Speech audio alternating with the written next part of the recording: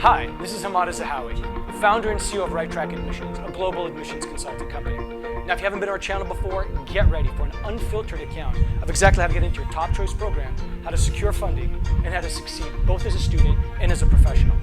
And if you haven't done so already, make sure to subscribe by hitting the big red button below, as well as connect with us on our social media handles, conveniently located below this video.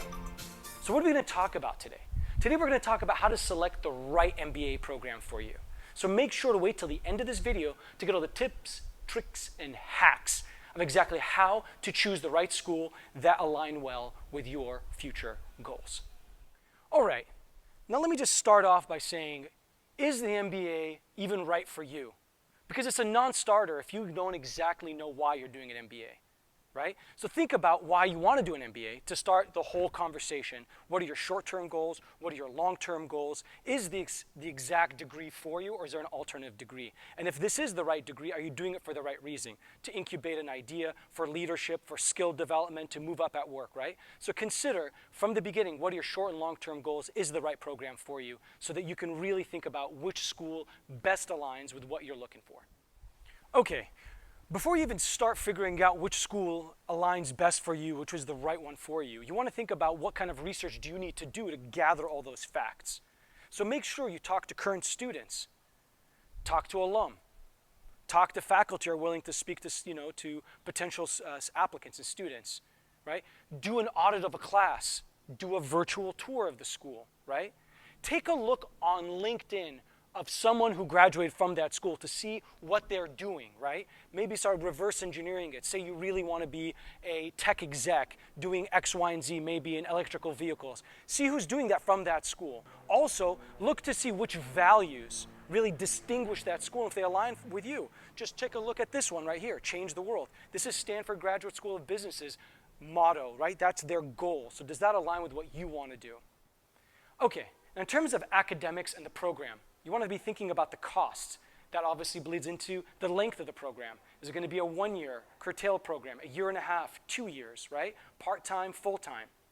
Then you want to be thinking about the rank itself in terms of looking at Financial Times or the US News World Report, comparing different rankings.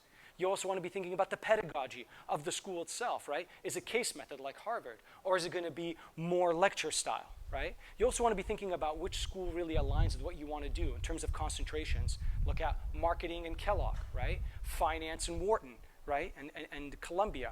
You want to be thinking about tech and Stanford, right? So think about all those factors from an academic perspective and the program perspective so that you better understand which school aligns with your interests. All right.